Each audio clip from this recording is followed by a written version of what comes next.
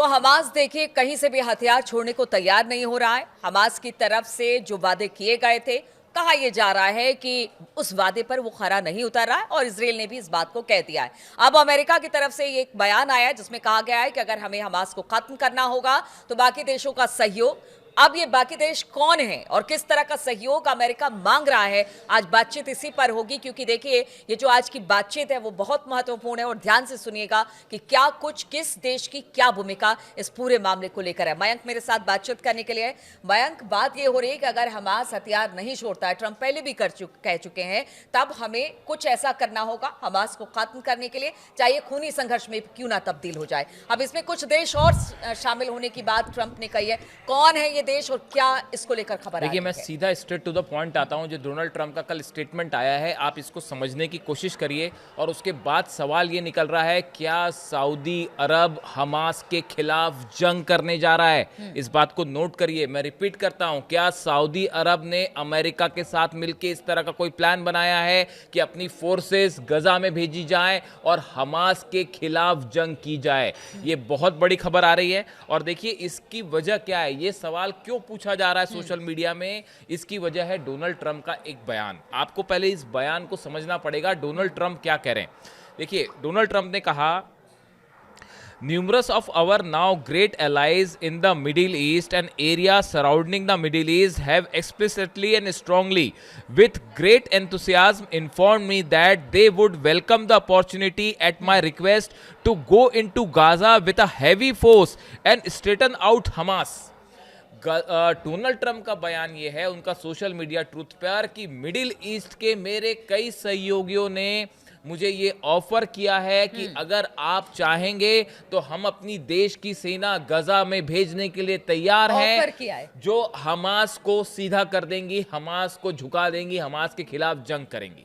अब ये middle east के कौन से देश है जो एक्सपर्ट्स मान के चल रहे हैं कि इशारा डोनाल्ड ट्रंप का शायद सऊदी और यूएई की तरफ था। उन्होंने नाम नहीं लिया, लेकिन क्या सऊदी और यूएई, देखिए इस बात को समझिए कि ये बात जब ये डील हो रही थी तभी ये बात साफ थी। इस बारे में कोई चर्चा नहीं हो पाई, कि कोई सहमति नहीं बन पाई कि हमास हथियार छोड़ेगा नहीं छोड़ेगा। और इसी को लेके अब बड़ी जंग छिड़ी हुई है इजराइल में, गजा में। आपने देखा किस तरह से जो इजराइल पर आरोप लगे कि इजराइल ने जो है सीज फायर तोड़ा, बड़े हमले किए जिसमें 70 से ज्यादा गजा के फिलिस्तीनियों की गजा में मौत हुई है।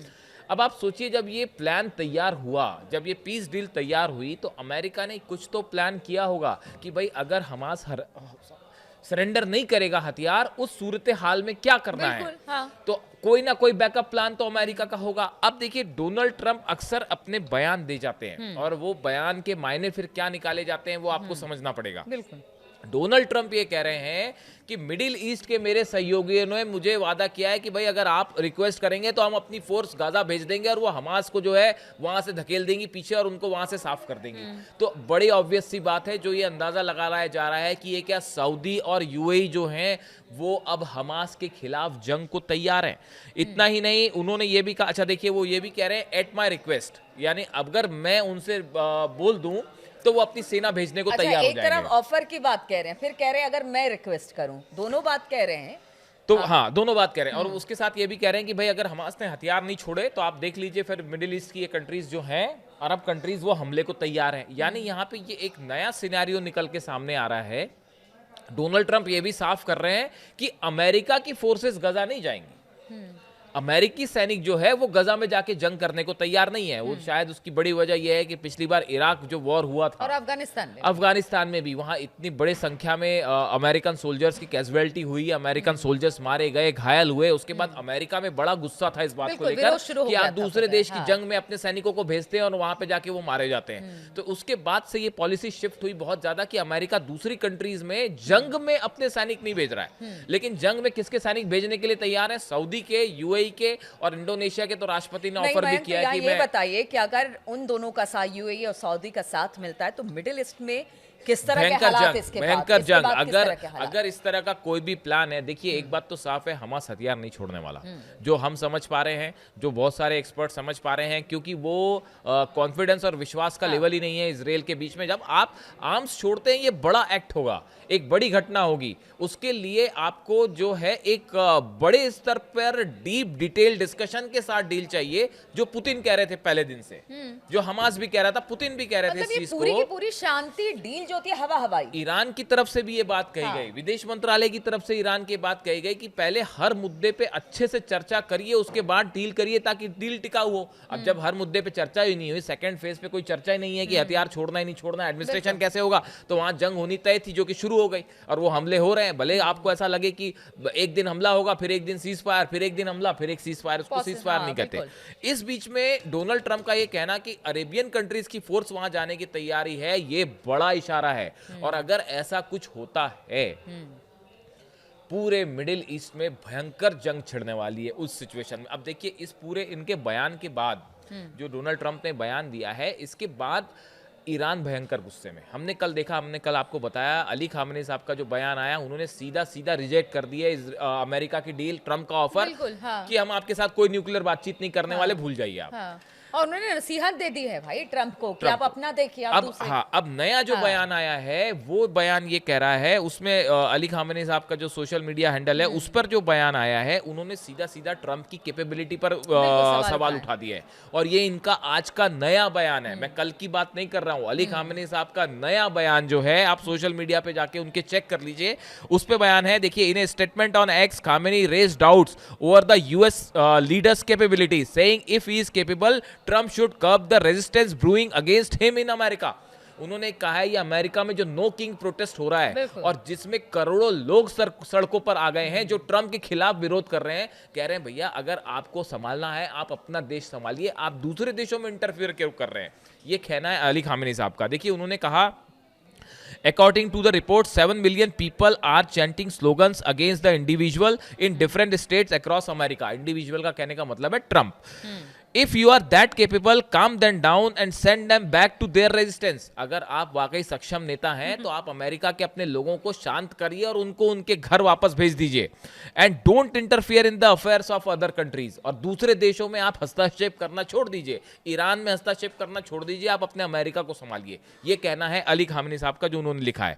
और he also shared the snapshot from no king protest around the different states. America में जो अलग अलग प्रोटेस्ट हो रहे हैं, नो किंग प्रोटेस्ट जो ट्रंप के खिलाफ हो रहे हैं, उसकी फोटो भी अली खामेनी साहब ने शेयर की है। देखिए, 2700 से ज्यादा जगहों पर जो है अमेरिका में ये प्रोटेस्ट हुआ है, और जिसमें जो है आप देख लीजिए, कोई शहर ऐसा नहीं बचा। Washington DC, San Francisco, San Diego, Atlanta, New York city, Texas, Honolulu, Boston, Missouri, Montana, Chicago, New Orleans, बोलते बोलते मैं थक जाऊंगा। पूरे अमेरिका में बिल्कुल लाखों लोग सड़कों पे थे, करोड़ों लोग सड़कों पे थे, और ट्रंप की नीतियों का विरोध कर रहे हैं। क्या नीतियों का विरोध कर रहे हैं? अमेरिका में शटडाउन, पूरी वहां पे मशीनरी ठप है, टैरिफ को लेकर जो नियम, जिस तरह का उसने वॉर छेड़ रखा, जिस तरह के फैसले बैक जाते हैं, फिर उस फैसले पर किसानों को बड़ा जबरदस्त नुकसान हो रहा है टैरिफ के चलते। तो डोनाल्ड ट्रंप के जो फैसले हैं, देखिए अभी आए, उन्होंने सत्ता में आए, ज्यादा टाइम नहीं हुआ, जनवरी फरवरी में सत्ता में आए, और अभी बहुत कम समय में देखिए वहां ये कहा जा रहा है कि 1776 में जब से आजाद हुआ अमेरिका, उसके बाद से वहां पे कोई किंग नहीं रहा।